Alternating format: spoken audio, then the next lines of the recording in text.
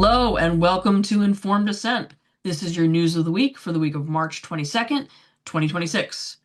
New York Langone has partially resumed gender treatments for minors following a legal ultimatum from New York AG Letitia James. In Colorado, Jefferson County was found in violation of Title IX. 61 male students on girls' sports teams, an 11-year-old girl nearly required to share a bed with a trans-identified male on a school trip.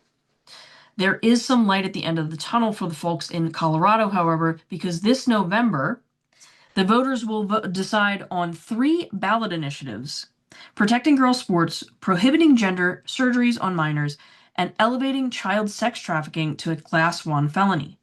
Signatures for this ballot initiative were gathered almost entirely by volunteers, and we want to congratulate Aaron, Travis, and every single volunteer who beat the odds and made this happen. In California, young people harmed by gender-affirming care gave devastating testimony against bills that would force insurers to cover gender treatments and route at-risk youth to the Trevor Project. One young man testified that when he called the Trevor Project as a suicidal teenager with concerns about the medical treatments he was receiving, they hung up on him. Both of these bills passed on party line vote. The Texas Supreme Court ordered PFLAG to hand over records to AG Ken Paxton after PFLAG's own legal filings inadvertently gave his office a roadmap to investigate doctors who may have continued prescribing to minors in violation of the state's 2023 ban. This week, we sit down with Scot Glasberg, past president of the American Society of Plastic Surgeons, and a central figure in the deliberation that led the ASPS landmark position statement recommending all gender-related surgeries be delayed until age 19. He ran towards this fight when others didn't, and we're glad he's here. On to the show. Hi, welcome to Informed Dissent. My name is Jamie Reed. I'm a whistleblower from a pediatric gender center, and I am here today with my esteemed, lovely co-hosts. Hi, I'm Lauren Legere, co-director of the LGBT Courage Coalition. Corey? I am Corey Cohn. I am the human companion of Dorian the cat. That's a great introduction. Okay. It is March 21st, and I want to take you back in time, back to February. So on February 3rd, the American Society of Plastic Surgery, which I will refer to as ASPS, issued a 9-page position statement in which they recommended all surgeons delay all gender-related surgery, breast, chest, genital, facial surgeries, until a patient is at least 19. And this was a big deal because it was the first statement of its kind from an American medical association. And what happened next got really complicated and really contentious quickly.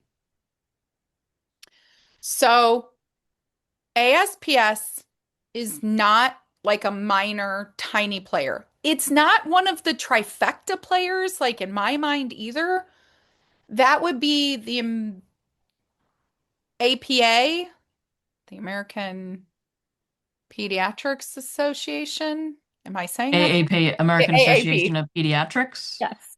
The Endocrine The Society. Endocrine Society. And WPATH. WPATH. They are the trifecta holding the thing together, but the ASPS, the American Society of Plastic Surgeons, also is dealing with these guideline issues as well, and they also participate in quote-unquote gender-affirming surgeries. Yes. Okay. So ASPS, I think, represents about 11,000 physician members, and it's international too, which is interesting because its name is ASPS, but they represent plastic surgeons internationally. So this is not like an outside criticism group like complaining. This is like one of the internal mechanisms of what's holding this up is saying, no, wait, we need to stop. And there are a couple things about their statement that was really important. One of them was they age cutoffed at 19. Um, they talked in their statement that the whole framework had poor evidence. So their statement is not just the surgeries and the surgical outcomes have poor evidence. Their statement recognizes the endocrine pathway itself is poor evidence.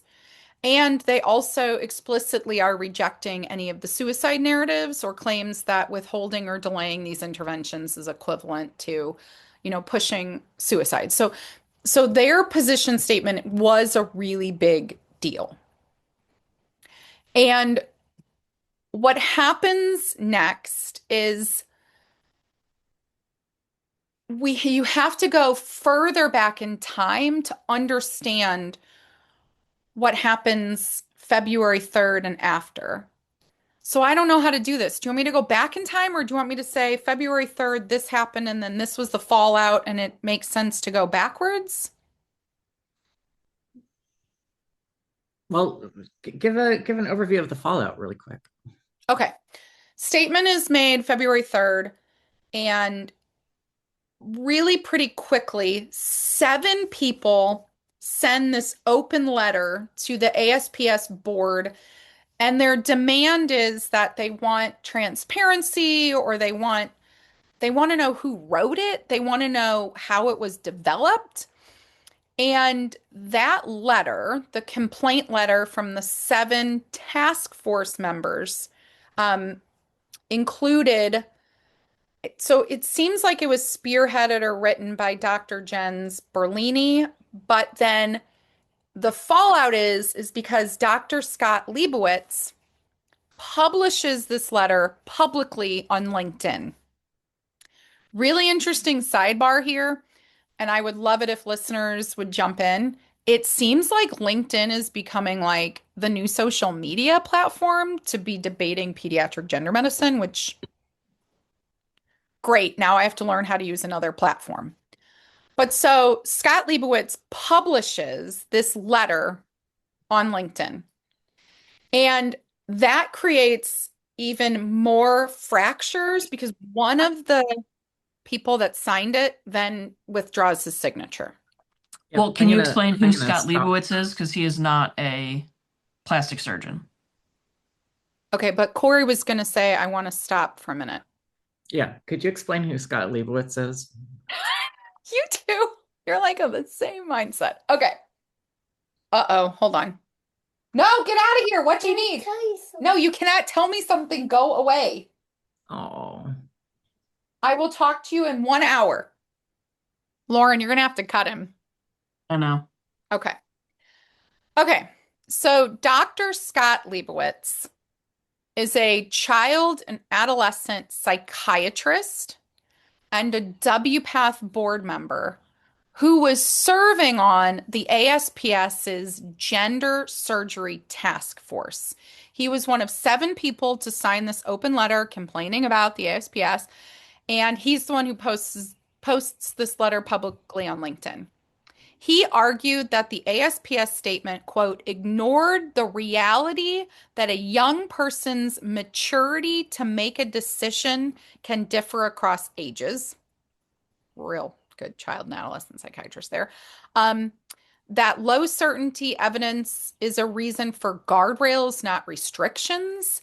And Leibowitz is really interesting. I would almost say one of Lauren's BFFs. Leibowitz is okay. So if you listen to the New York Times podcast called The Protocol, he has like almost an entire, like half of an episode where he speaks. So he previously worked in Ohio, and he has worked with our other good friend who, God, there's so many doctors. Anyway, he is of this like mindset where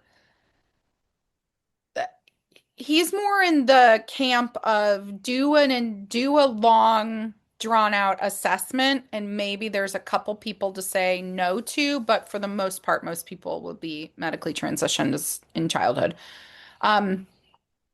He presented at a conference that Lauren and I attended, and my takeaway when I saw him present within the past year was that he will have a conversation with you only if you agree to his stipulated point first.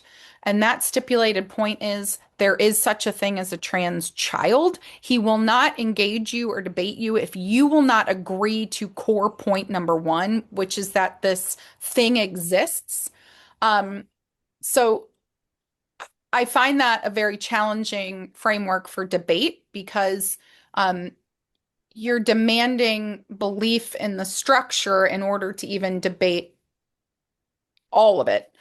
So he signs this open letter to the ASPS and he publishes it on LinkedIn. And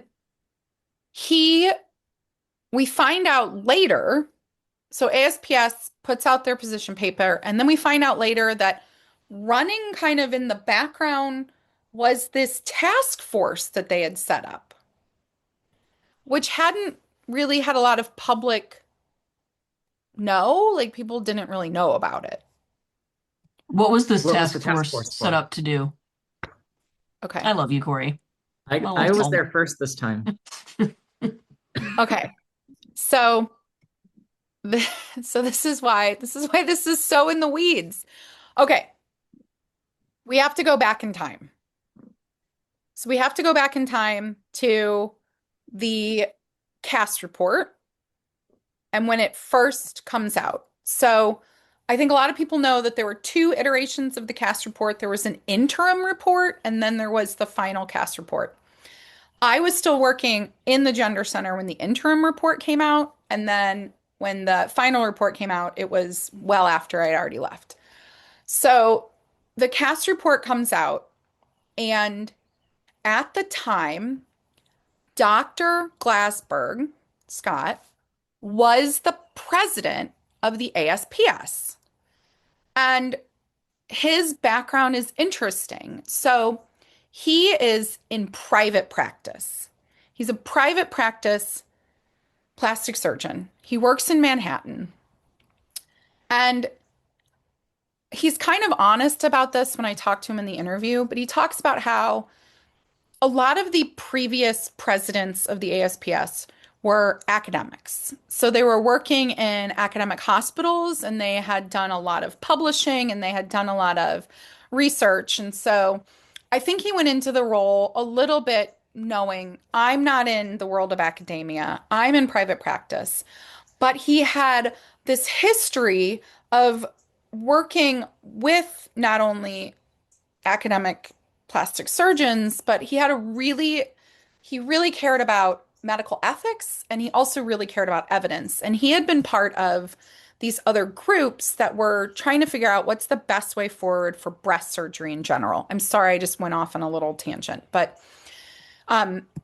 so he sees that the cast report comes out and he immediately, like, it clicks for him, like, this is talking about the work that we do too, even though it's not explicitly talking about surgery. Like he saw, like, okay, the evidence is poor.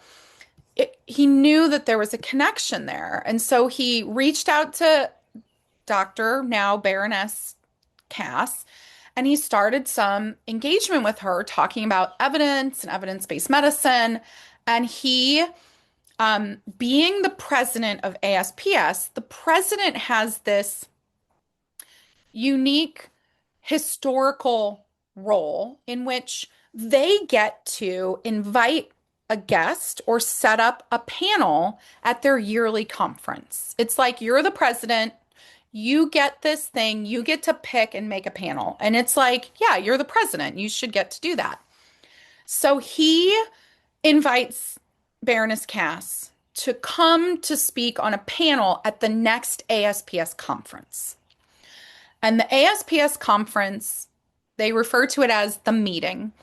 It's going to take place in California, but at the same time, it's scheduled to take place Something is scheduled to take place in Lisbon.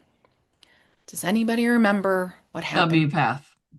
WPATH. So the conferences are kind of set up to occur at the same time.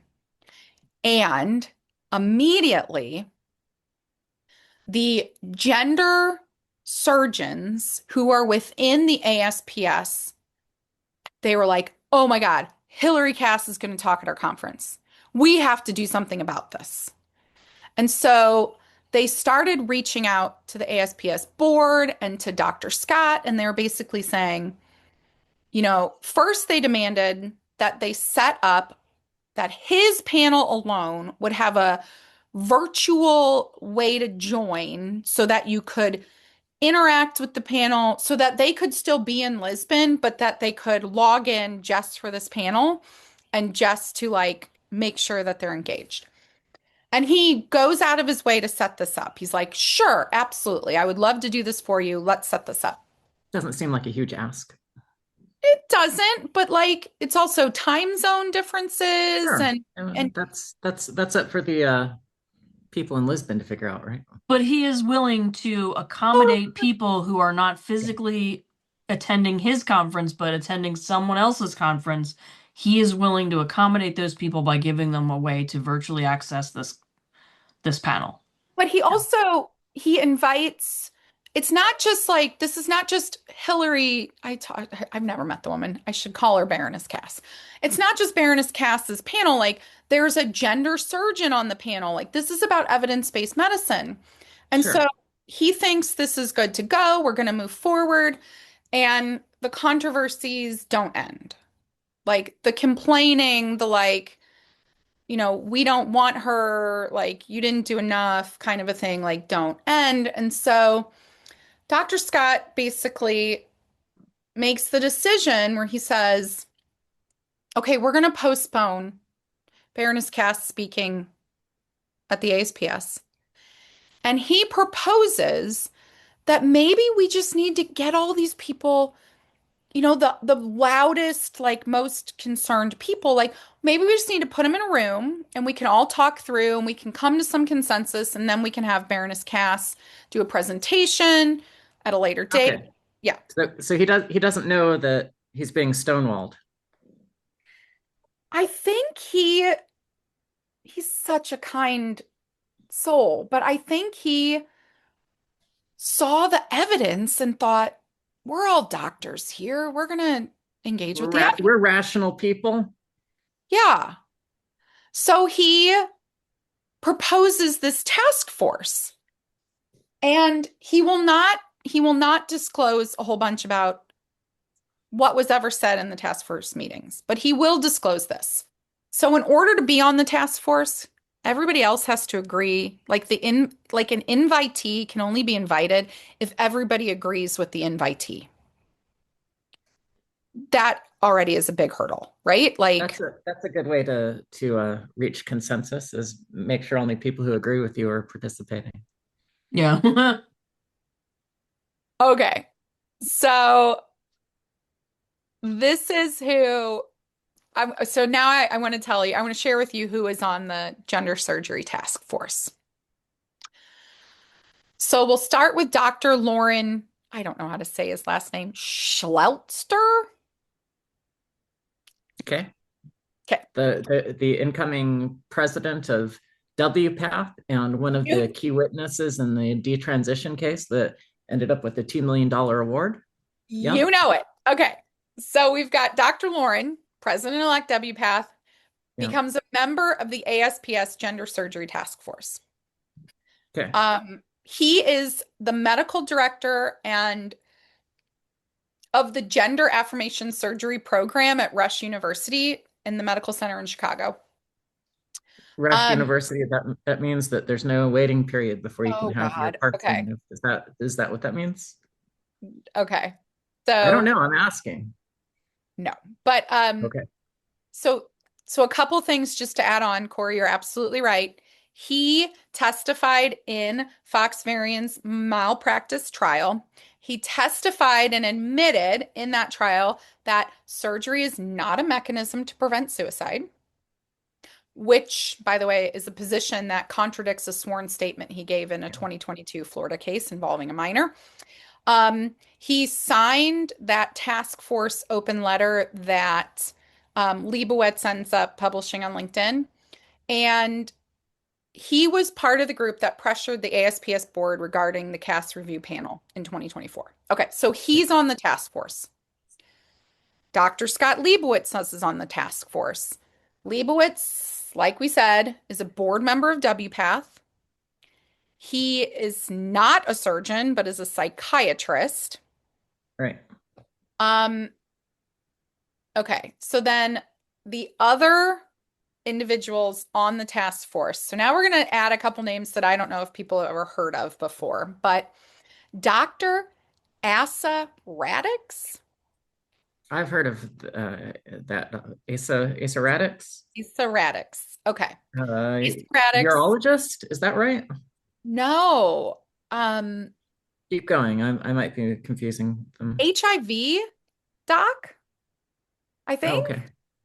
Like was working in, I think HIV care. All right. I think I'm going to do something because I think it's relevant. Dr. Lauren is not trans. Dr. Scott is not trans. Dr. Asa is a woman who I think identifies as non-binary. Okay. And is a WPATH, was a WPATH president. All right. So she got herself on this task force. Another individual on the task force is Dr. Jens Berlini, a Swiss-trained Johns Hopkins residency plastic surgeon who joined Oregon Health and Science University in Portland, their transgender health program in 2016. He specializes in phalloplasties and gender affirmation facial surgeries. Berlini, it appears is pretty clear, was the letter's primary author. He and pink-haired Blair Peters are colleagues at OHSU, and they're frequent research collaborators. Guess what? He also is a member of. Yeah. And WPATH. WPATH. You mentioned Blair Peters, who has made the social media rounds before as one of the examples of the extremist doctors in this whole thing, because he looks a little bit crazy, but also some of the things that he said are, let's say he has a very left view, progressive view of medicalization. I think that's fair. Corey, do you think he's cute? No. No? Oh, okay. Not your type. No. Okay. Is it the pink hair? Yeah, I mean that's pretty damning. Okay. Maybe a little salt and pepper gray hair is okay, but not pink. Okay, so Dr. Blair Peters is also on the task force. Yeah. No, wait, So he's not on the task force. Sorry. Okay. But he is on the ASPS Gender Surgery Committee. He is an ASPS member, and he isn't on that 7-people letter, but he spearheads this much larger complaining list where he gets a bunch of signatories, like 268 signatories, to also complain about the ASPS position statement. Right. But he was publicly critical of the ASPS position statement, posted on threads about it in the days following its release.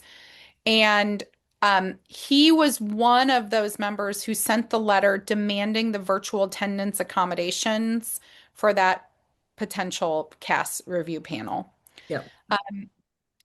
The other individuals here are Dr. Melissa Poe, board certified plastic surgeon, head of the transgender surgery program at Kaiser Permanente in LA. Is this a male or a female? It's a female. She is the chair of the ASPS Gender Surgery Committee, with Blair Peters as her vice chair. So this makes them the two most senior ASPS members in formal governance oversight of gender surgery. She's All right. published extensively about gender surgery techniques. Um, she may be on the ASPS Gender Surgery Task Force, but we could not confirm that. So we know some of those who were on it, but we couldn't confirm all of them. And then one last doctor to talk about. So Dr. Rachel Blue Bond Lagner is a plastic surgeon, ASPS member, and she worked, see, this is, I want drum roll sounds. Are you ready? She worked running the NYU Ligon program, where she and her team performed over 800 gender affirming procedures annually. And guess what's going on at that NYU program like right now in the news of the week? New York. They're They're going back stopping their and services. Well, okay, so they got who sued, right? they basically got a cease and desist like no from HHS. 2 weeks after the ASPS position statement, the hospital shut down its transgender youth health program entirely, citing the Trump administration's threat to withdraw Medicaid and Medicare funding. So And then then the state it is attorney general got involved, right? exactly. So then the state attorney general sent a letter saying you're breaking New York civil rights. There were protests out front of her hospital. There were demands from 73 New York legislators ordering that the decision be reversed. Then, like you said, the attorney general demanded that they reinstate. So she is also right here in the mix of what's going on for the ASPS, and an ASPS member and on that surgical team. So these are all these key players. And then I'll add tiny segue, but yesterday a judge, I believe in Oregon, ruled that the HHS push to get these places closed over funding. That judge, a Biden appointee, is basically trying to argue that that is against the law. Okay. So the task force gets set up because of the Hillary cast fallout. And in the interview where I talked to Dr. Scott, he will share what was the point of the task force? Why did it get set up? I think the most critical thing about this task force is that these are not all ASPS members. They don't write ASPS guidelines. They're not on the board. These are WPATH people. They're experts. They know all about this topic. But they're all WPATH. Oh, you're saying they have a conflict of interest? Yes. And the gender surgeons themselves have a conflict of interest. And what's their conflict of interest? This is a professional society, right?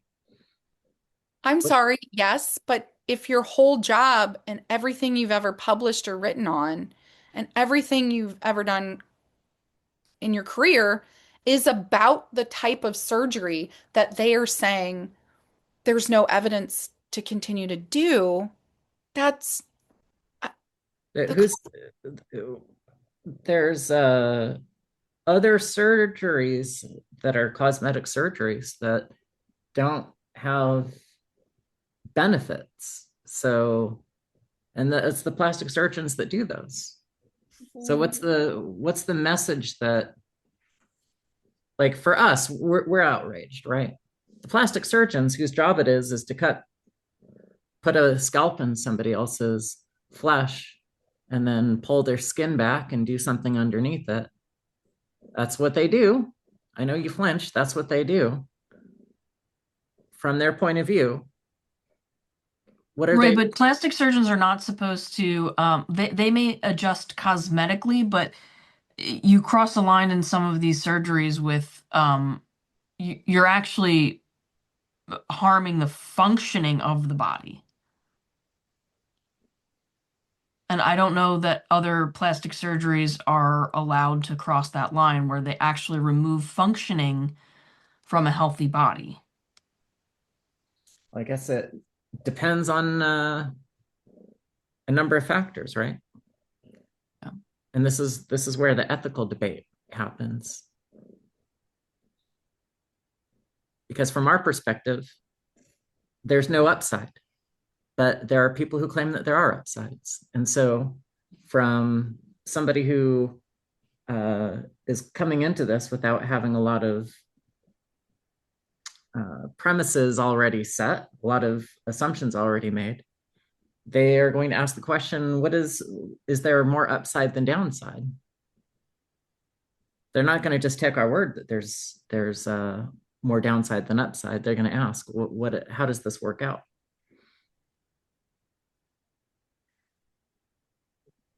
But the problem is that, and here's where I would say where the conflict of interest is. You're assembling a bunch of people who have a financial incentive to only reach one conclusion on the question. And really, their calculus is not, is this good for on net, is this better for patients or worse for patients? Their calculus is on net, is this profitable? Mhm. Are we more likely to end up being sued so that we lose money and over immediately and over time for this? Or is this better set up so that we can do these procedures for a profit? That's the question. Now that has to do with patient outcomes. And it also has to do with how likely it is that any previous patient can effectively bring a legal complaint against any of the procedures that have been performed. So I can tell you that if the statute of limitations were closer to 10 years than 2 years for these procedures, then they'd reach different conclusions. They're not going in to figure out, is this good for patients? They're going in to figure out, is this okay, still okay for us to do? But you point to fiscal. I always chafe at that a little bit. I still think so many of these providers, they would be making money either way. I think that this specific type of intervention is so much more belief driven. Like I don't know that Blair Peters would make money being a plastic surgeon either way. I don't think that he makes more money necessarily because he's this kind of plastic surgeon. I think that the reason why he is willing to do nullification surgeries is because it's all belief driven. It's not all belief driven. Somebody's got to buy the yacht. Or the pink hair dye. Yeah. Okay. So then can I bring us up to like what happened in the New York Times on March 16th? Let's. Are we are did you follow all of that? I think so. Okay. Lauren, Yes, go. you're with me. Okay. Yes. So then on March the 16th, another element to this story gets brought to light by Jeremy Peters, who is an interesting writer. He's a New York Times writer, and he's a national reporter who focuses on free speech and the politics of higher education. I think Okay. it's interesting he's crossing over. He's coming over to the trans world here. Okay. He writes a piece where he adds this element, which many of us did not know. But apparently, last winter, well, I mean, over the winter, we're just coming out of it. I I cannot believe I have to say this. Dr. Oz. Okay. The TV host. Yes. Dr. Oz, who's now the head of the Centers for Medicare and Medicaid Services, apparently brought all of the leaders of the country's major medical associations into his office for what he called a grand rounds. So he had the ASPS lead come in. Dr. Scott was brought. The AMA, the American Medical Association, the American Psychiatric Association, they were all brought in on one side, and he wanted to discuss with them the data and the evidence for transgender medical care for teenagers. That was like the topic. And I guess on the other side, I don't know exactly who was representative on the other side. I know that Segum had a representative in the room. It sounds like Zhenya was there. And the goal was to basically ask these leaders, why haven't you followed the evidence? Like, Right. why is it that we're having to intervene at the federal level when the evidence is clear for everybody to look at? Why haven't you just updated your guidelines? And apparently, he had all of the medical associations and societies take turns in the room defending their guidelines. And the medical association that he had go last was the ASPS. And apparently, this was before their policy statement was released to the public, but the ASPS said in this private meeting, they said, we are changing our position. Wow. Coming out because of the limited low quality evidence and that they are flipping.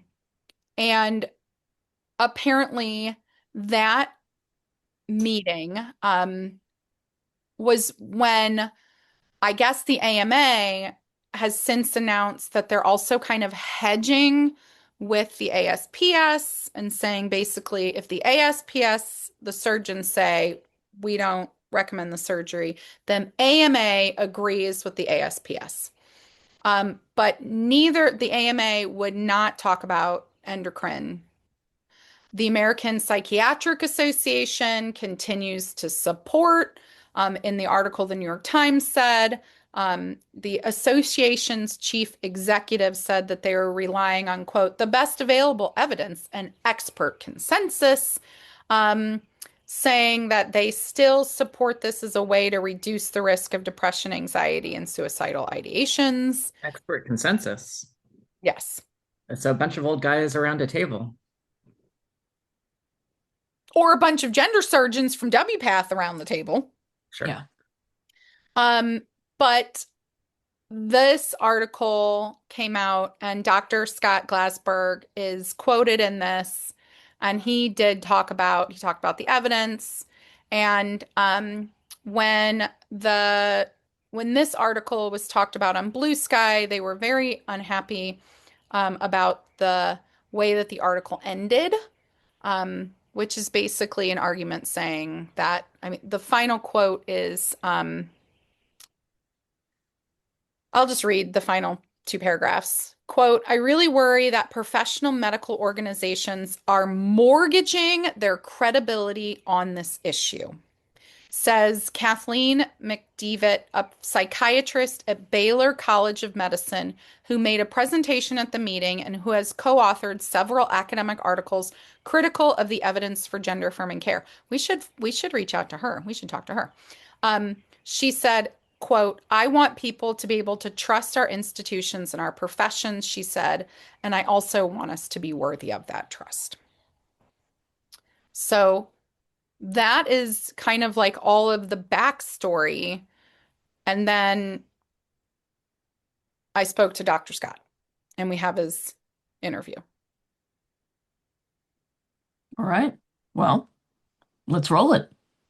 Do you like do we think that the back is all explained? Yeah, let's see the rest. Okay. Well then let's roll it. Roll it.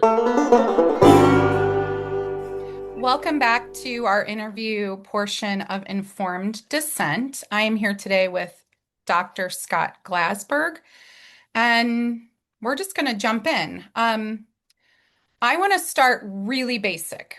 So for listeners who are not familiar at all, what exactly is the American Society of Plastic Surgeons? Sure. The American Society of Plastic Surgeons. Oh, by the way, thank you for having me. The American Society of Plastic Surgeons is the largest plastic surgery specialty organization in the world. We have about 7,000 members in the US and about 11,000 plus globally. Oh, so you're outside the, okay, excellent. Okay. All of our members are board certified plastic surgeons, which means they attain a certain level of expertise and skill through testing and training, which is important for people looking for plastic surgeons who are well qualified, well trained. And we are a organization whose mission is in the interest of science, data, evidence, which I guess we're going to talk about, but also patient safety and patient well-being. What we do, we have various divisions of the society. Some a lot do education. We do a lot of research under the Plastic Surgery Foundation, which is the charitable and research arm of the foundation, which is the one that I was most recently president of. I've been a president of the American Society of Plastic Surgeons in the past. So we do a lot of elements, research, education of our members, of the public. We have public-facing elements to it as well, and attempts to bring as much information to the public as possible. We would like to think of ourselves as the leading resource of information for the public when it comes to plastic surgery issues. Can we go into a little bit? You mentioned board certified plastic surgeons, and you mentioned that they do some testing. Can you explain, this is after somebody goes through their general training, they're a surgeon. What are those extra steps that they have to go to for that board certification? So it is indeed a lengthy process. So we go to med school first for 4 years, and then we do training. There's a couple of ways to get to plastic surgery to eventually be plastic surgeon. You could do as I did. I did 5 years of general surgery training first, and then transition to a plastic surgery residency. I also did a year of a fellowship and a year of research. So it's a lengthy training. And then once we're all said and done, the American Board of Plastic Surgery does some testing. It's a written examination as well as an oral examination. And they look at the cases that the surgeon is doing and things like that to make sure they meet a certain standard, which is required. And then above and beyond that, even when you're in practice, there's something called maintenance of certification, where there's a whole bunch of things that that board looks at to make sure that our surgeons are properly trained and maintain that training throughout their careers. Is this different from a cosmetic surgery certification? You have time for another show? Okay, so it is. But... You are hitting on, yes, there is only one American Board of Plastic Surgery. Okay. There's only one society, American Society of Plastic Surgeons. Board certification is unique to plastic surgery. There's no board certification in cosmetic surgery that's approved by the American Board of Medical Specialties. Again, a longer discussion, but there are groups out there. It's nice when you're in a field where everybody wants to be, what you do. And we're fortunate in plastic surgery, a lot of people want to be plastic surgeons. So it's very important for us to uphold to the public that training, that certification, and what that means. I always tell patients, when you're looking for a doctor, do your homework. And part of that homework is if you're coming for a plastic surgery procedure, make sure you've done your homework and truly found a board certified plastic surgeon. Can you think of, or has anyone ever lost that board certification? Oh, sure. I mean, I can't speak to specific examples, but sure. There is oversight. The American Board of Plastic Surgery, as well as ASPS, has a very high ethical standard for its members. And those, go to a lot of different facets of practice and education and training. I mean, I guess the easiest one is that if you don't maintain your certification, you can't stay board certified plastic surgeon. And that involves a little bit of testing, a little bit of, a look into what cases you're doing and things like that. So there is oversight for sure. And we hold our members up to a very high, both ethical and clinical standard.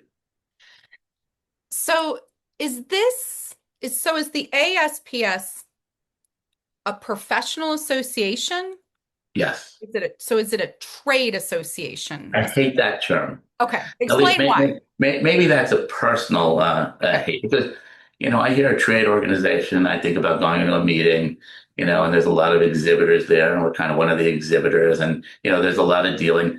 Sure, we do that. Absolutely, we have our annual meeting every September, October. We have a lot of partnerships in the field and marketplace of plastic surgery, so that does occur. But that's a very small portion of what we do, and that's why I think that calling it a trade organization doesn't sort of do it justice. Really, it's a professional organization that does all of the things that I mentioned, whether it's education, advocacy at times too for certain, and that includes advocating on behalf of our patients often, or looking at ethical issues, or looking at research and delving into that, much like I think we're going to talk about. That's a huge part of what we do. So when you call it a trade organization, I think personally, I know people call it that. I think it minimizes a bit what we truly do as a broader organization.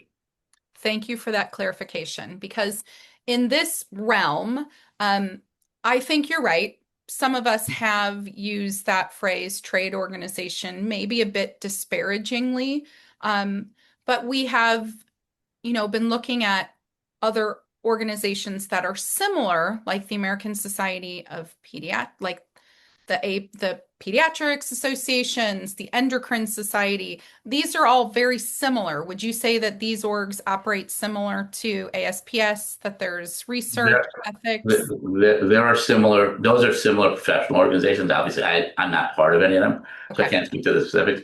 I'll give you a good analogy, though, that comes up all the time. We're physicians and surgeons, right? When I went in my training, my chair of surgery said, "You're a doctor, you earned it. Call yourself the doctor," right? And what are the insurers and what a lot of places people call us now? Providers. Got it. Okay. It's the same kind of sort of, Yeah. It's not meant derogatorily, but it kind of lumps us into this sort of, pattern of, minimizing what we've done, and the expertise that we bring to the table when it comes to clinical care. And I think it's important. I think it consumerizes it a little bit more, and Absolutely. consumer medicine it has its own concerns. Just a few more real basics. No problem. Do you think that most or all surgeons performing gender-related surgeries are board-certified plastic surgeons, or you're saying that the patients need to really be aware if the surgeon that they're seeing just is calling themselves a plastic surgeon? Because in theory, they could do that, right? This was a basic question. Okay. The answer is I can't give you hard, fast numbers, but much like the rest of plastic surgery, and there are people presenting themselves as plastic surgeons who are not board certified plastic surgeons, I believe that there are others that are doing these types of surgeries as well. There's a variety of incentives why to do it. We'll talk about at some point. But I think that, yeah, I think, but it's true for general surgery, probably not as much though, because there's not that cosmetic element, which you intimated earlier, that people who are doing these procedures want to be involved with. But I'm sure that there are some people that are doing these procedures that are not board certified plastic surgeons as well. But I couldn't give you a distinct number. Okay. So let's move into what brings you and I basically to sit down and talk today. So you are no longer the president of the American Society of Plastic Surgery, but you are serving still in the role on the research side, on that side. Is that correct? No, let me be clear, because this is important, because I've been fortunate. I spent 17 years on the board of the American Society of Plastic Surgeons and the Plastic Surgery Foundation. In 2015 was when I was president of the American Society of Plastic Surgeons. And in 2024, I ended my term as president of the Plastic Surgery Foundation. I remained on the board until October of 2025, which by the time I came off the board. That doesn't mean I'm not still involved. That doesn't mean I'm still not involved in the topics. And, hopefully I bring some knowledge and expertise into those issues. But I just want to clarify that, because I think that's a distinction that's important. I'm sure we're going to talk about the ASPS position statement at some point. And it's important to understand when that process started, where I was in that process, and whatnot.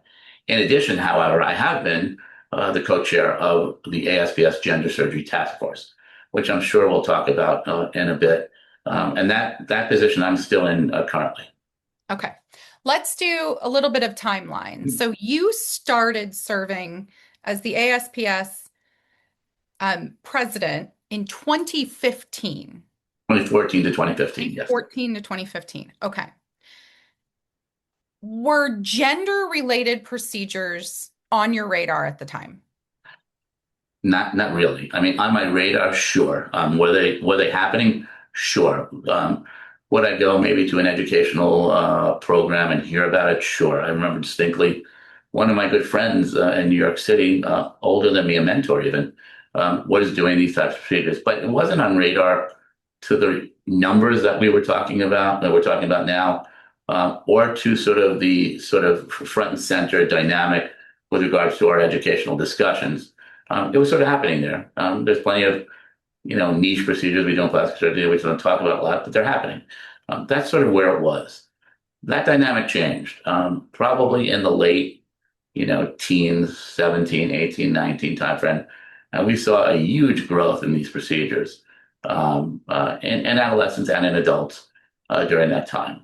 One could ask why. Were there more gender dysphoric patients? I don't know the answer to that. I don't think anybody can answer that. Can I tell you for sure that I've seen social media play into it and things like that? Sure. I can tell you on a personal level, I know patients, both in my practice, sons and daughters of some of my patients, even who were going through some of these things. A lot of them followed the natural course of what I believe is either gender dysphoria or thinking they're gender dysphoric. And it just sort of played out through their adolescence and then it went away. I think we'll talk more about that as well. But definitely in the late teens, there was a growth of these procedures going on, of the talk of gender dysphoria going on, no question. Okay. So you were following what was happening internationally. And so at some point you became aware that in the UK, Baroness Hilary Cass, I believe she's a baroness now, was commissioned to complete an overview of what the Tavistock and the NIH, what they were providing for minors. And she eventually put out two reports, the interim CAS report and then the final version of the CAS report. Do you remember seeing that final version and what happened when that came about? You read it? Sure. There's a lot to that. Let me just clarify one thing. Even though these procedures were happening in that 2014-15 timeframe, I think I was aware, others were aware that in European countries, especially the Scandinavian countries, this type of surgery was taking off. This type of care was taking off. And so there was that background knowledge of that. At that point in time, ASPS, for example, was growing into the global market. We probably started growing the global market in the 2010 timeframe, and that really took off at the time, I was president and after. With regard to the CAS report, obviously I knew that she was commissioned when it was happening because I was following this topic. I saw the initial report. I saw the final report. I've spoken to Hilary Cass. I've invited her to be on a panel that I had organized in October 2024 at the annual meeting. I'm sure we'll probably touch on that because that is sort of the generation of how we got to a gender surgery task force at ASPS. So sure, I was following that. We at ASPS were following the science, the data, and the evidence behind gender affirming surgeries for a while, though. Before that, we had sort of contemplated, should we have a guidelines here? We were kind of trying to figure out where the evidence was, and we in late 2023, early 2024, we were realizing that the evidence and data and science in this area is of low quality and low certainty. And that is why, maybe I'm jumping ahead here, I don't want to jump ahead too much, but in August of 2024, ASPS came out with a position statement cautioning our members about doing these surgeries in children, adolescents, and minors. And the reason is because everything we saw was telling us that the data and evidence was of low quality, low certainty. And if you put the CAS report out there, although it was only endocrine that she looked at, it was clear that, this was falling on gender affirming surgery as well. And so that was sort of a reaffirmation for us, no pun intended, that we were right in terms of our assessment of the evidence and data up until that point. And then since then, more has happened in other releases and whatnot. Okay, so I have two questions here.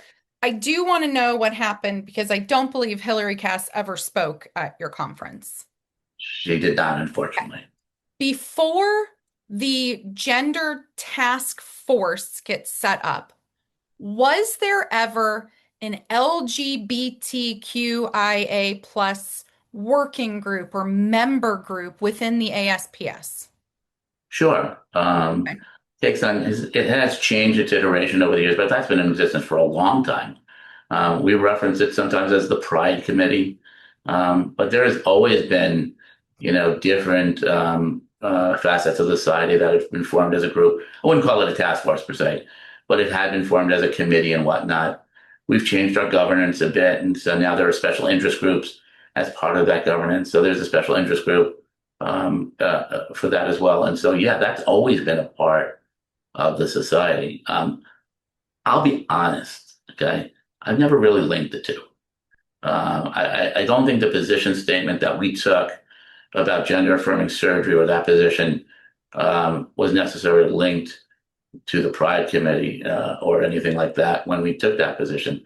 I do think that there were elements that weighed in on it, sure, and people had their opinions.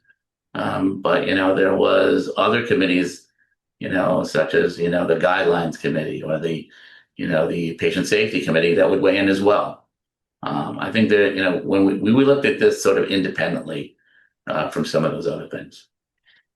So I ask about the LGBTQ or the Pride Committee, because in some of these other societies, we have heard that it was pressure or individuals from that kind of working group that would claim kind of ownership over the gender-related guidelines or claim that they were the specialty providers.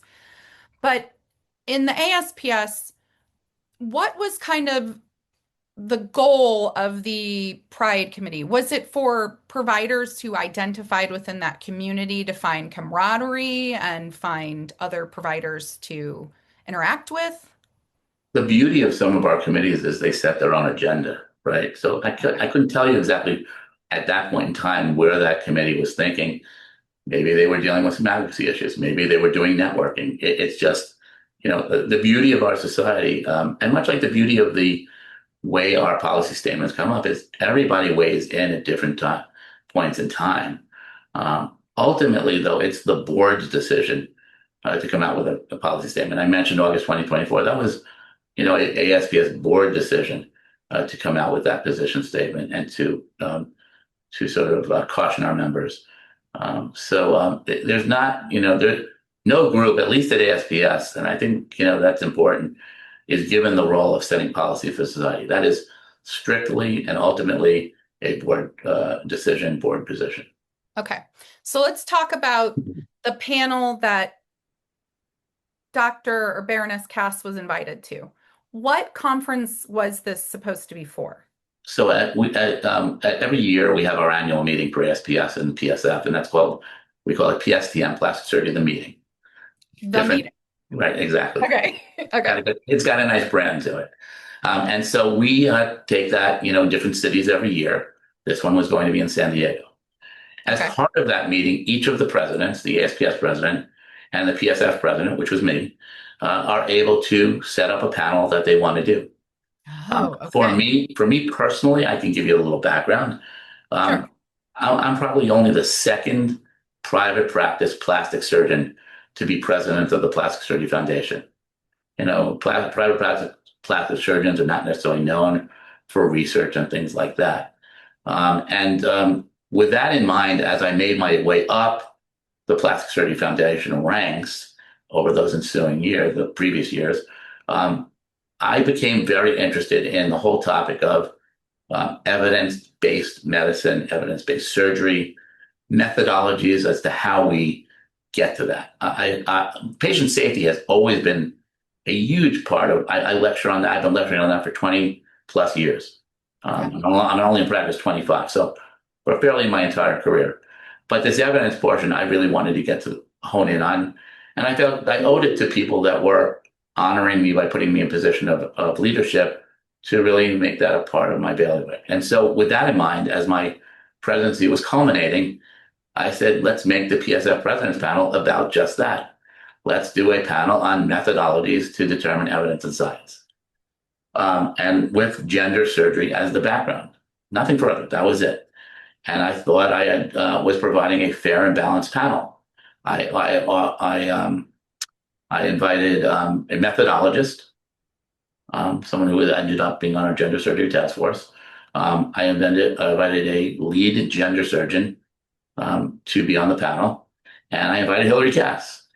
I never thought she would accept, and she did. And she was quite, quite nice about the whole thing, and spoke to me multiple times on the phone. I got to, learn a little bit about her background, which I didn't really know in depth. I got to speak to her and really get her views in depth. And it was interesting and enlightening, educational for me as a surgeon to be able to hear that. I figured, why not share that with everybody else in the plastic surgery world? So did you know going into this that there would be a controversy of your recommendation? Or it sounds like you were like, hey, this is a current international topic. Let's talk about it. If I'm honest, yeah, I was somewhat taken by surprise. I knew it was a hot topic, but Okay. that's usually what we try to do with these panels is make them on hot topics. I'm known for taking on hot topics. If you ask about me and what I like to speak about, but I did make every effort to try and make it fair and balanced, as I just told you. And then once it was sort of out in the public domain, it took on a life of its own, and people started to complain, and people started to Let me slow you down for a minute. Okay, Was sure. there another conference scheduled to occur at the same time in Lisbon? Yes, I was about to get to that. So, Okay, go ahead. so there was the WPATH conference in Lisbon going on. So a lot of the gender surgeons were there, and one of the complaints that they wouldn't be able to participate.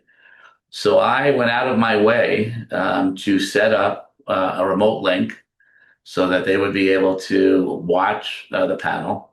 And the gender surgeon who I had on the group, it was unclear whether he was going to fly back or he was going to stay there and participate remotely. But we offered up all of those links and opportunities to participate.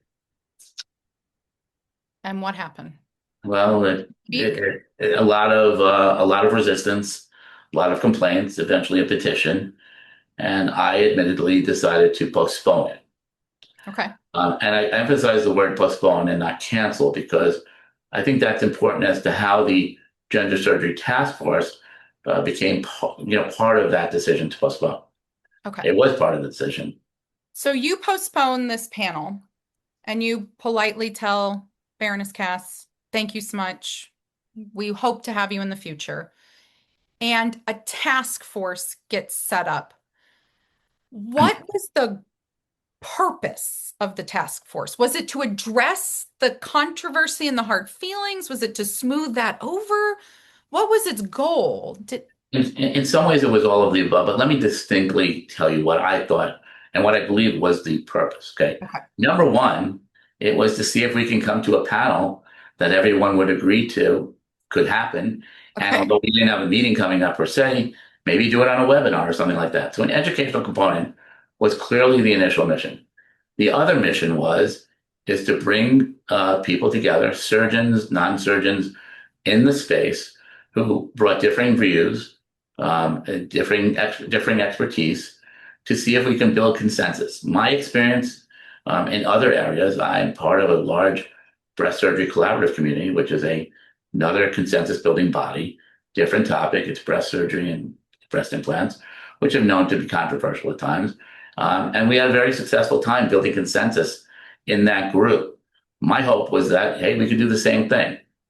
It took us a while to get the group set up because we came up with a process where whoever we invited to be on the task force everybody would have to agree to them. And so you can imagine that took some time, but we got there and we managed to get a group together with differing views, different expertise, gender surgeons, psychiatrists, methodologists, myself who doesn't do that surgery.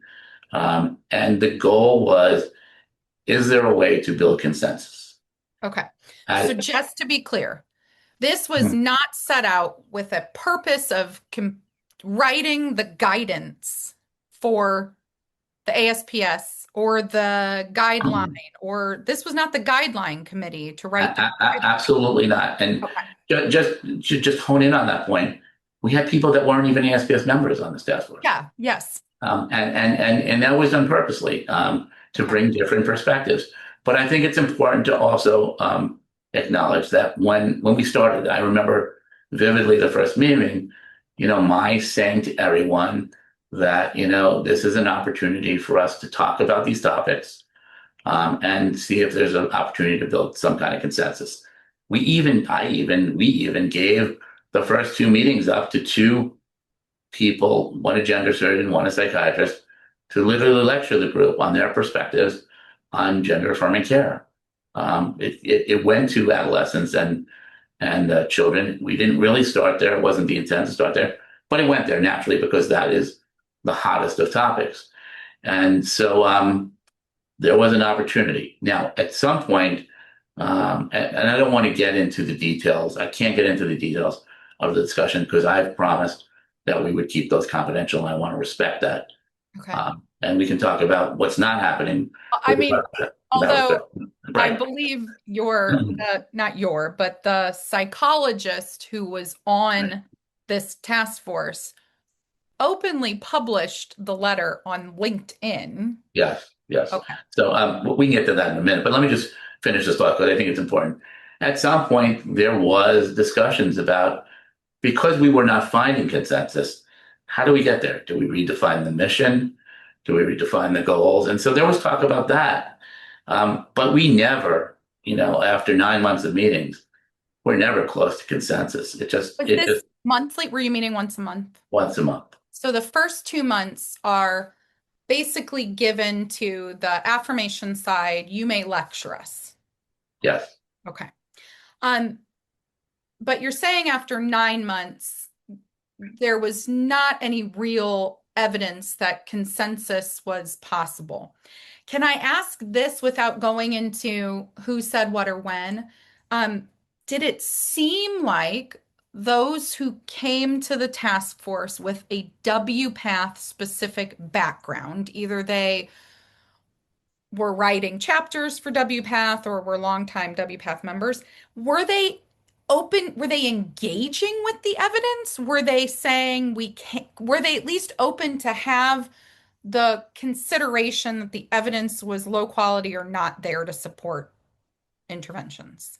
Now, I don't want to get into the specific because it is known who's on the task force, and I do want to respect them. I'm happy to have that discussion as to what's happening outside the task force because I believe, similar things are happening outside the domain of the task force. And so we can have that discussion, absolutely. Is this spilled out a little bit publicly? Yes, absolutely.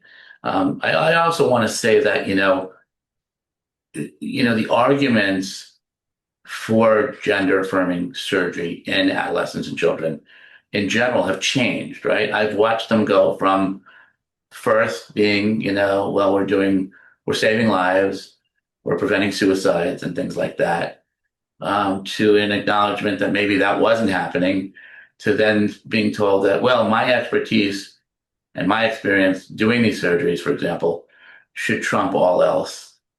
And that really didn't cut it because we made the arguments that if you're truly following methodologies, the methodologies to get you to the guideline, to the evidence, need to somewhat be unbiased and unconflicted. And so then the next argument ends up being, well, no other surgery in plastic surgery undergoes this type of scrutiny. And, I would half agree with that and half not. And the examples that have been thrown out there, breast reduction in a 16-year-old or a rhinoplasty, say, in a 16 or 17-year-old. And let me take them one by one. If you look at the data, evidence, and science behind breast reductions in 16-year-olds, there is a wealth of evidence supporting that it can relieve back, neck, and shoulder pain. There's a wealth of evidence showing that for children, who can be bullied, that there is psychosocial benefits. But no one is being promised that it's going to save their life. Okay. No one is being promised that it's going to help them really their mental health. And that goes for a rhinoplasty as well.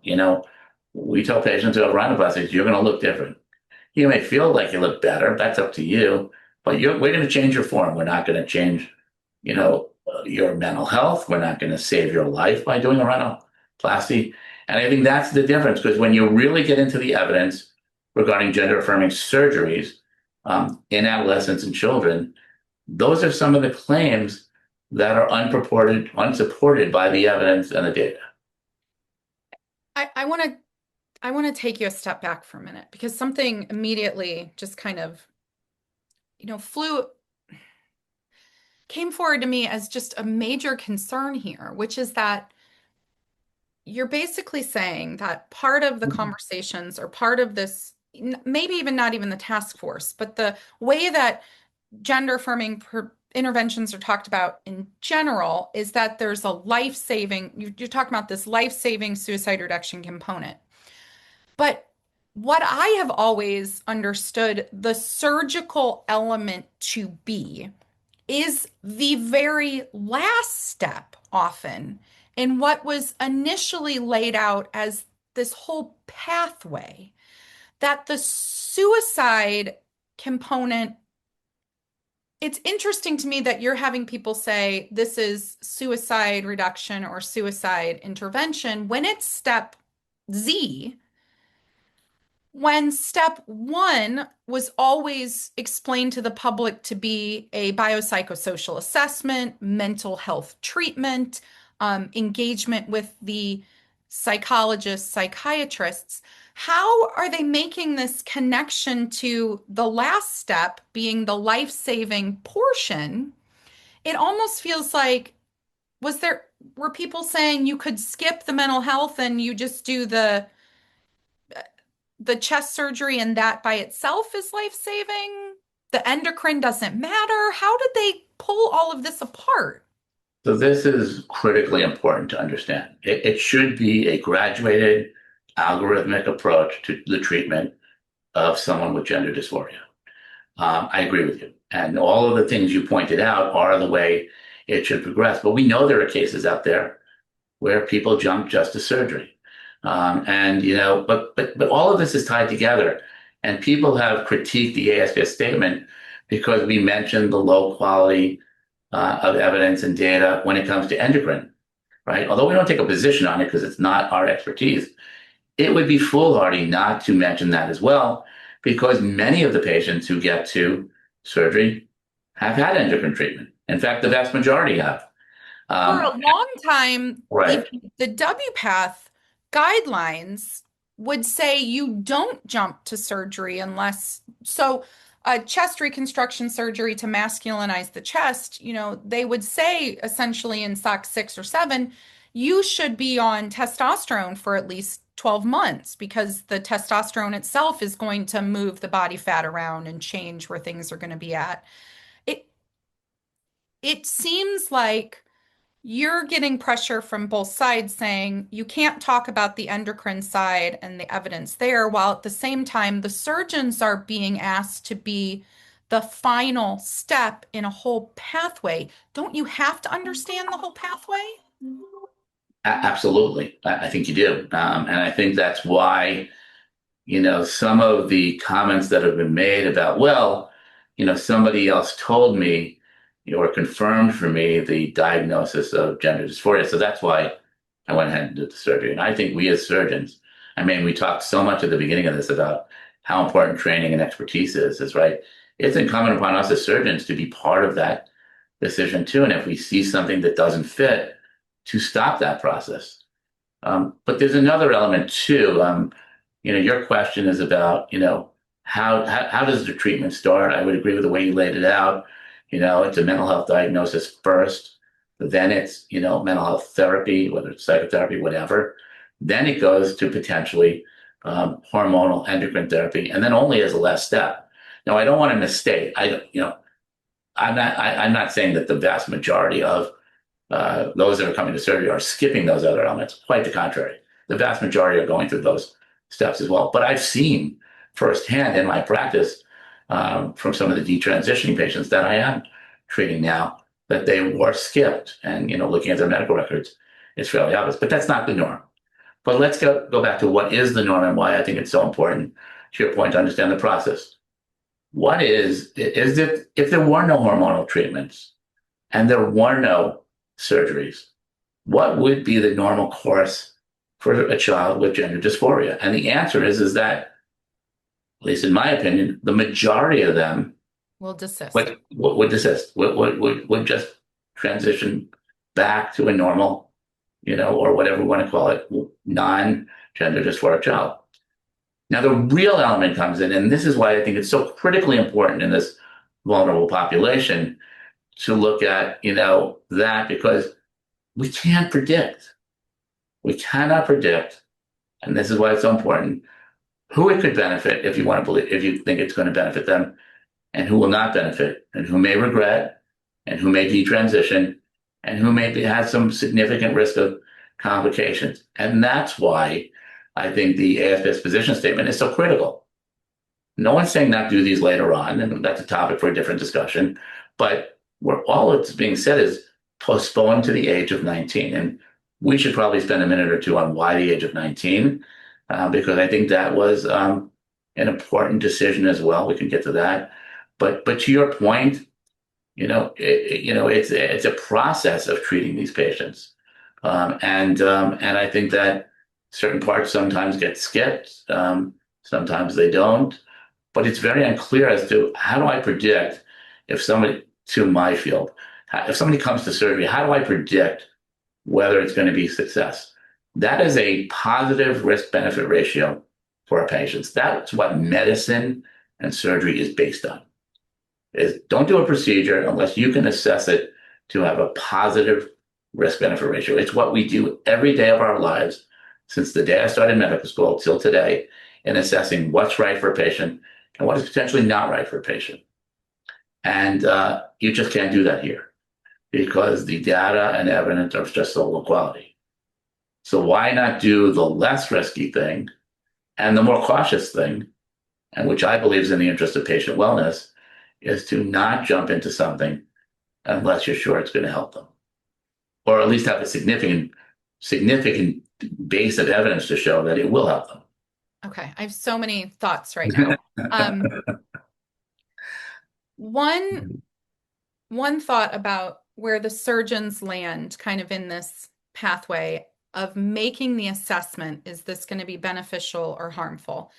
I think you're right. If we just look at the systematic reviews of evidence, how many good quality studies there are out there versus low quality, I think you're absolutely right. For the most part, we cannot make a quality determination who will benefit but who will be harmed. But in the recent detransitioner lawsuit that happened in upstate New York, I believe that when it came to the determination of who was fiscally at fault, most of the burden was placed on the assessing mental health professional. I think it was a 70%, 30% split, that they shared 70% of the burden for the negative outcome, and the surgeon shouldered about 30%. Are there other surgeries in plastic surgery that are routinely being performed that are so heavily reliant upon this cooperation or determination by a mental health provider? The simple answer is no, but it's much more complicated than that. And let me break it down. First of all, let me preface this by saying I don't know that case. I know elements of it. I don't know it. I'm not an attorney. I can't speak to the legal elements. But there were elements of that case that were based in body dysmorphic disorder. Yes. A way different element than gender dysphoria. And body dysmorphic disorder for surgeons is a hard stop. You don't operate on somebody with body dysmorphic disorder, even if there's a psychiatrist or psychologist willing to say, go ahead and do the surgery. Why? Because, you know, it's one of these basic things we learn in plastic surgery. We want patients to be doing these surgeries for the right thing. You know, we are humbled in my profession. We operate sometimes on people that are quote unquote normal, and we put a scalpel to them and we change things. And we want to make sure that these individuals are doing things for the right reason. So if somebody comes in and tells me, I'm doing this because my boyfriend said he wants me to do it, that's a hard stop. Somebody comes, often, you know, I hate it when patients come in and say, I want to look like this celebrity. To me, their expectations are not real. That may not be a hard stop, but it's pretty close there. And so somebody with body dysmorphic disorder who's been diagnosed, who doesn't have a good sense of body and self, that's the last person you want to operate on, right? And so, you know, that case got a little bit confusing because of that element there. But to answer your question, there's rarely a procedure that I do as a plastic surgeon, that we do in the plastic surgery community, that is so dependent upon a psychiatric evaluation. Does that mean that there aren't patients that I don't suggest should have a psychiatric evaluation perhaps before, and, you know, we depend upon it? Sure. That happens not infrequently, not a lot, but not infrequently. But that's the surgeon assessing, hey, there's something I'm feeling, you know, here that just doesn't seem right, and I need another expert to help me through this. Nothing wrong with that. Just like I might call a general surgery colleague to help me with a procedure, just like I might call a neurosurgeon to help me with a procedure. We each have our expertise, and, you know, that's way different than sort of setting the standard in advance that they need to come with a certificate of psychiatric or psychological evaluation, and then all of a sudden that's a free pass to this type of surgery. That is something that you're correct is not. There's something just not the norm about that.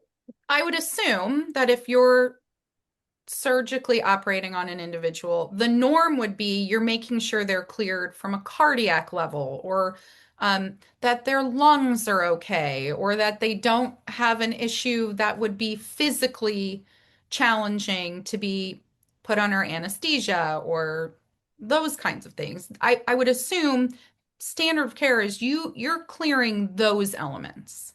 Absolutely, all the time. Okay, let's go back to the task force for a minute. So you're about 9 months in. Had you hit a wall? Do you feel like you personally are on this task force? Do you feel like you hit a wall? Look, I'd be lying if I didn't say there was a certain sense of frustration. As I mentioned, I'm involved with other consensus building coalitions, communities, and I've always seen the ball moving forward. And it really wasn't happening here, at least to any kind of degree that I thought we were making significant progress. But let's take it back a step, because I think this is important to know. Because there has been this, you kind of suggested it earlier, that somehow the task force should have been the one, you know, making the policy. That was never the case. But more importantly, I did argue that when it was clear that this statement was coming out, that we should show it to the Gender Surgery Task Force in advance. Okay. And the general counsel from ASPS said we couldn't do that. That's in the public domain. You know, there's an email to that effect. That I think I have to make public, because it's being misconstrued in that open letter, and in other places they call out one portion of the letter.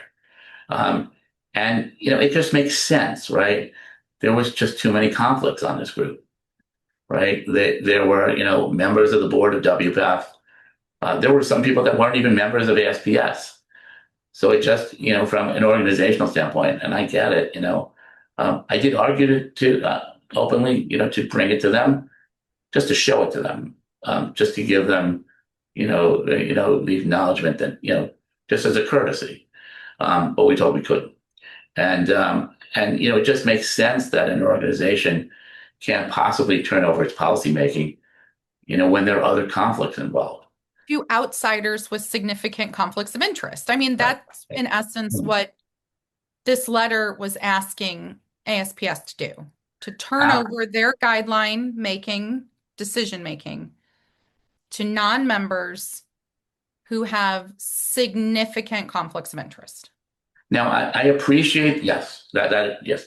I do appreciate the argument that has been made that, well, we're the gender surgeons and we do these surgeries, we have an expertise.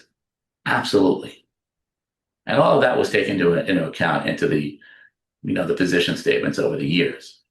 But if you do true methodologies for guidelines, do true methodologies for systematic reviews, I like to talk about the grade framework, Gordon Diet. Yep. And I think it's the quintessential sort of methodology that should be used. And if you read it carefully, there are a couple of things to it. It specifically says that, sure, you should garner expertise when necessary. But in addition, you need to make sure that you have unbiased people assessing that data and evidence as well. And they actually stress that that's the most important part of it, because you don't want the conflicts to become part of the decision making. Okay. But for layman's terms, unbiased, these words in medicine are not just fiscal. They are about fiscal bias, but they're also about your research interests. If you've only worked in one field, this is about like bias in multiple layers, but is one of the aspects of good methodology work that you look at fiscal bias. If all of your income is driven by doing gender-related surgeries, is that a bias? Absolutely. It doesn't mean that you can't be part of the process and offer opinion and whatnot. But obviously, just think about it. You can't be the final say. It just, anytime there's conflict, look, in my career, there have been times where I have conflicts. I work with certain organizations and, industry and whatnot. And I have to back off because I realize that certain conflicts that I bring to the table, can I weigh in? Sure. Do I weigh in? Am I allowed to weigh in? Sure. But it's limited. The same thing holds true here. But it's very difficult on a hot topic to not find people that are, may not be biased one way or the other. But that's really, what I think happened here is that, yes, there have been discussions about these topics for years, but at the end of the day, the board was the ultimate decision maker, decided to move along with this statement that it was time to silently put that down. We've had discussions about that specific, decision, again, for years. But I think the evidence and the data sort of, the evidence and data didn't evolve. I want to be careful. The evidence and data was the evidence and data. I think our understanding of the evidence and data evolved to the point where it was just, it couldn't be ignored anymore. And again, I have to say this because as a physician and a surgeon, it's hard to somehow suggest that you're going to ignore the data and the science at all. And if you let me, I'd love to make an appeal here. If you're willing to let me do it, I've thought a lot about this, as a past president of a multitude of scientific and patient safety, medical, and specialty societies. I would love to call on my colleagues at other societies as leaders, to try to take an honest and dispassionate look at the evidence and follow the lead of ASPS, the American Society of Plastic Surgeons. And I say this with the full understanding that members of those societies are personally and even financially invested in these procedures and treatments. But again, if we truly believe, why we've become organizational leaders is we owe it to the public to put science and medical ethics and patient well-being first. So that's my appeal. And I've initially tried to maybe not make it so strongly and so pointed. But as this discussion has evolved, and the discussion has evolved, not the data and the science again, I think it's important that everybody at least has a willingness to do that and to come back to the table and say, hey, we've looked at it and this is where we landed. I just find it, that's what we're about as physicians and surgeons, not as plastic surgeons, but as physicians and surgeons. When we take that oath, right, that Hippocratic oath, which, may sound trite because we refer to it all the time, that's really what we're doing. We're making an oath to do what's in the best interest of our patients. I hope that you have some of those other societies' leadership contact info, and we'll follow up with them, because I believe it is the thing we need from leadership right now is to step up and lead. You're absolutely right. That's why they're in this position. And without revealing any names or societies, I can tell you they found me. They found my contact info. And some of these groups have actually reached out to me. And because there are pressures, they've sort of asked me, well, how do you do this? And I've tried to guide them the best I can. I don't know their organizations well. But they have said, how do I do this? How do I convince the other people that are giving me resistance that that's the best path forward? And I just reiterate sort of the journey, may be a bad word, but the progress and the way we've looked at the science and data at ASPS, and I've reiterated to them to just go back and try to do the same thing. Okay, let me ask this one. So ASPS put out your recommendation. Correct. Are you expecting, or is there an expectation now that your members follow that? It's a great question.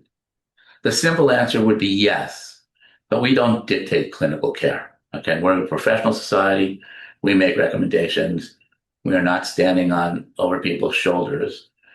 There are tons of other elements here as well, and we mention these in the statement. And first and foremost, we do not, despite whatever is said, we don't believe in the criminalization of care. We believe that we're scientists and surgeons, and that we should get there through clinical decision making, evidence-based clinical decision making.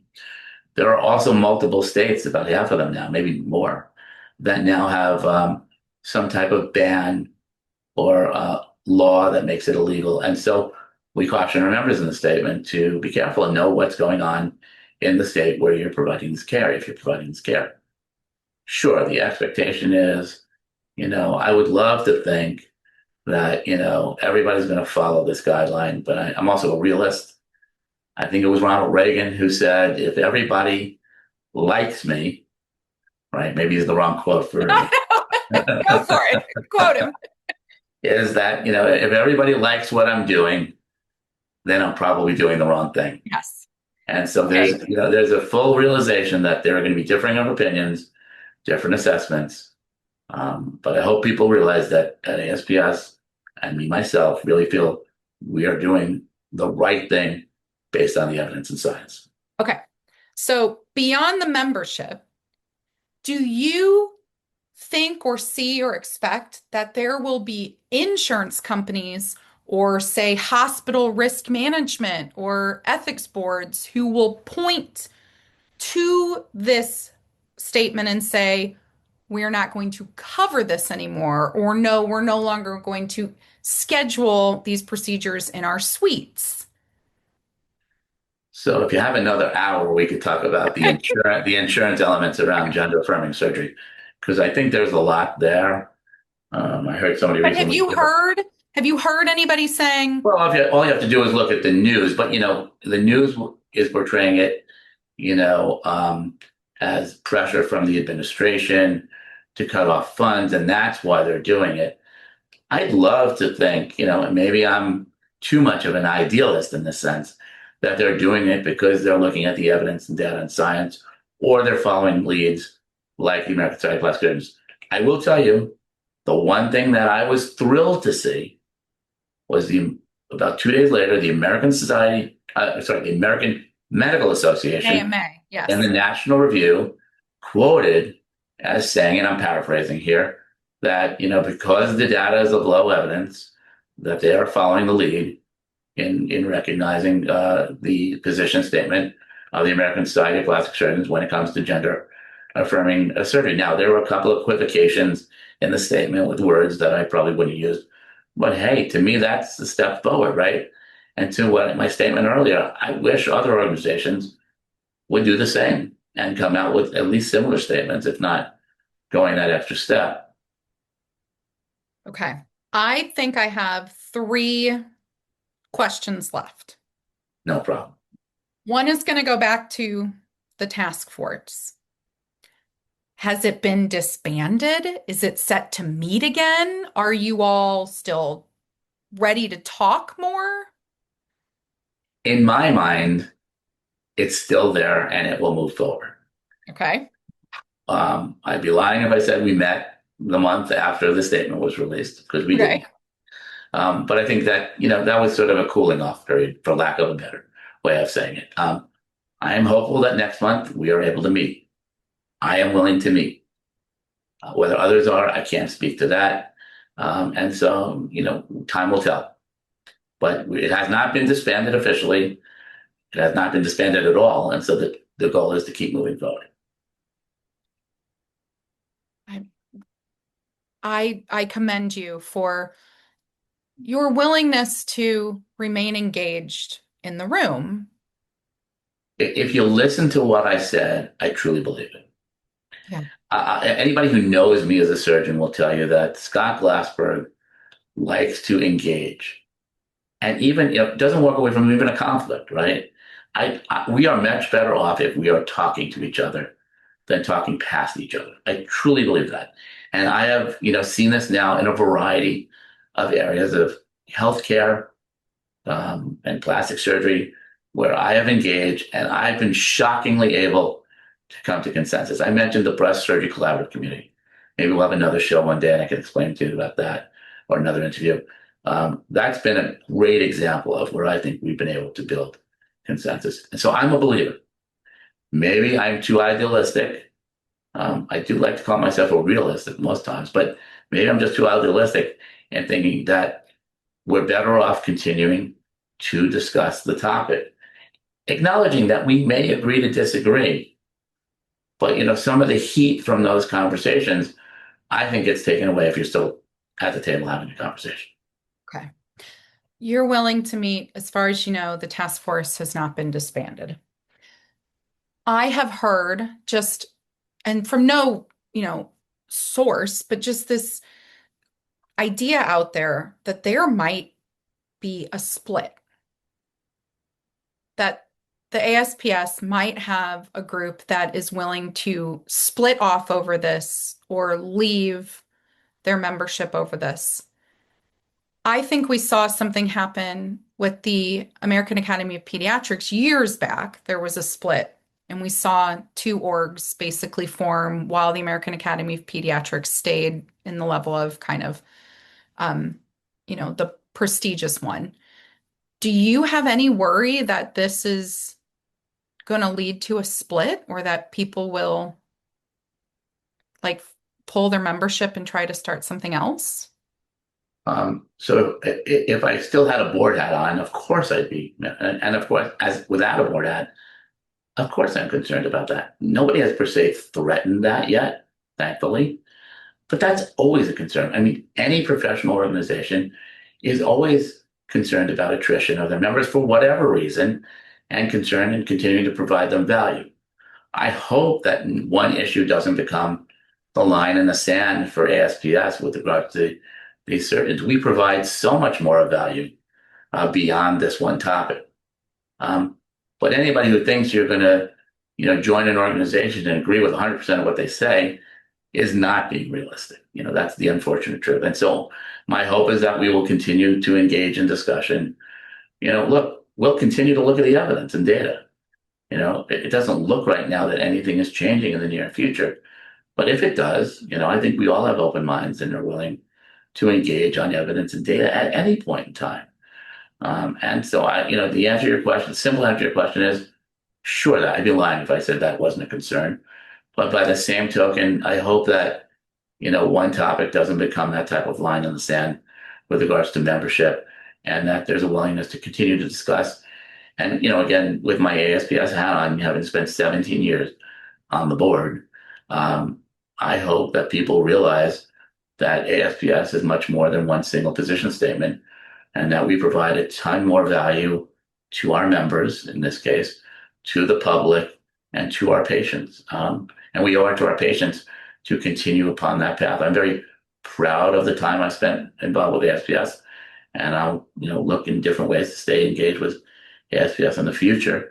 And I am, and so I don't mean to make this a commercial for ASPS, but ASPS is a valuable entity when it comes to plastic surgery, both in the United States and globally. Okay, so my final question is going to kind of have a couple layers to it. So I'm going to let me frame it up for you a little bit. So the position statement comes out, and we saw a couple hundred surgeons or affiliated individuals sign kind of a petition or a document, basically, I guess, complaining about what they saw as the process. I think we've covered the process pretty well already. But one of the elements about who signed that is that it looks like about 30% were students. Oh, I see what you're saying. And these are individuals who are still in those kind of final stages of their surgical training. And we can assume, I think for the most part, we could assume they're younger than you and I. They're in a different kind of... Definitely me. I don't know about you, but okay. Definitely. I'm Gen X. I'm right on the cusp of Gen X. Are you concerned, or have you thought about that the training itself, that the way new doctors are being trained, that the kind of cultural, conditions that these new doctors are in have already changed their way of thinking about evidence-based medicine versus consumer medicine versus even just identity politics? Are you concerned as like a leader, an older leader, that so many of the people signing this and so many people opposed to this evidence-based statement are younger providers? First of all, you called me older there, so I guess. I'm putting you and I in the same group. I'm kidding. Let me break down a few things, because I do want to clarify one thing. I've looked at the signatories, but I can't tell you I've broken it down as to who's what level, in their career. I don't think there are many students on there. I think what you're referring to is there are a lot of residents in training. So I'll say this, when we search names through the NPI database, the 3 hits were either they were plastic and reconstructive surgeons, plastic surgeons, or NPI had them listed as some kind of student still. Right. So we usually don't get NPIs until we become residents. I don't think students actually have NPIs. It's that level, it's that next level after medical school. Yeah. Granted, they're still in training. But I think you raised a tremendous point. Okay. Am I concerned? Again, this may be my idealist speaking again. Yeah, I have some concerns, sure. But, if we have taught residents correctly in our field and in any field, is that being in practice as a surgeon is a lifelong learning experience. There are things I do vastly differently today than when I started in practice. In fact, I love to quote my chair of surgery. He had a lot of great quotes. And he said a couple of things. Reagan too, or no, he was probably on the other side of the fence, but okay. He said 2 quote things to me. One's just kind of funny, and the other is very true. He said, "Scott, what you don't know fills textbooks." And to this day, that couldn't be a truer statement. Okay. He also said to me, the day that you stop learning and changing in your practice that's the time for you to retire. And it's true. So we are all learning new things as we progress in our careers. We are all changing all the time. I don't want to be that cynical to think that somebody learns something in their residency and can never change. No, maybe they don't need to change, but I do think that they need to. One thing we need to teach, and I believe we teach, is to keep an open mind, right? Keep an open mind to innovation, keep an open mind to new procedures. Most importantly, and I think this is a good place, to where you've taken it, keep an open mind when it comes to the science and the data and the evidence. Absolutely. And Bill, I can tell you, I don't on the spot name them for you. There have been things in my career that I thought, wow, this is the way things should be done. And then the data changed and I changed. There's one surgeon on our task force who has spoken up publicly. He wrote a letter to the board because he was initial signatory on the open letter and then pulled his name off, that the data and evidence changed his practices. So I am a believer of what I think is the real essence of being a surgeon, why I'm proud to be a surgeon. I actually spoke about part of this in my address to when I spoke at that annual meeting in 2024, that I think that we all change and keep open minds and learn as we progress through our careers. I think that's an excellent place to stop. Scott, I think that this story is not over. No question. Okay, so I think we will keep in touch, and Absolutely. when we might see some more progression here, or even see if any of the other societies have some other statements in the future, we would love to have you come back. Thank you so much for having me. I appreciate the discussion, and I'm happy to come back anytime you want me. Perfect. Thank you so much. Have a good day. Thank you for joining us for this week's Informed Dissent. I want to leave you this week with something that's been sitting with me since I finished recording with Scott almost a week and a half ago. We spent a lot of time today with names, a lot of names, task force members, open letter signatories, program directors, committee chairs, people with titles and credentials, institutional affiliations that will mean very little to most people listening to this or thinking about this 10 years from now. And I keep thinking, this must be what a history book actually looks like before it's edited, before someone decides who gets to make the final cut. History books are full of these lists of names at the very beginning that might be part of some of the early chapters, but seem to disappear by the end. And this is not me trying to be cynical. I just feel like this is how the world works. Most of the people who are participating in this moment don't get to define it, but some do. Mr. Rogers, bless his heart, used to tell children and tell parents to tell children, when something is scary is happening, if there's a disaster, when the world feels like it's on fire, look for the helpers. You will always find people who are running towards the emergency. That's how you know who they are, not by what they say, but which direction they're moving. Dr. Scot Glasberg ran towards this. When a panel on evidence was quietly pulled at his professional conference, he noticed. He thought about it. When a wall of institutional consensus needed someone on the inside willing to try to ask questions in really uncomfortable rooms, he was there. He's not the loudest voice in the story, but he's one of those people who decided to move in the right direction when it cost so many of us something to do so. This was never going to be about one clinic. It was never going to be about one rogue doctor who went astray. It was an entire field. And that means the reckoning is coming within the field. And all of these players, from people like Dr. Glasberg, who is willing to stop and pause and look honestly at the evidence and say, this is not good enough. Our patients deserve better than this. So I hope you come away from this episode not thinking, oh, I'll never remember all of these names, or trying to piece together this in some sort of historical sense. I hope that this episode gives you a sense of the scale of what happened, the scale and the number of players, and the scale of what it's going to continue to take to correct it.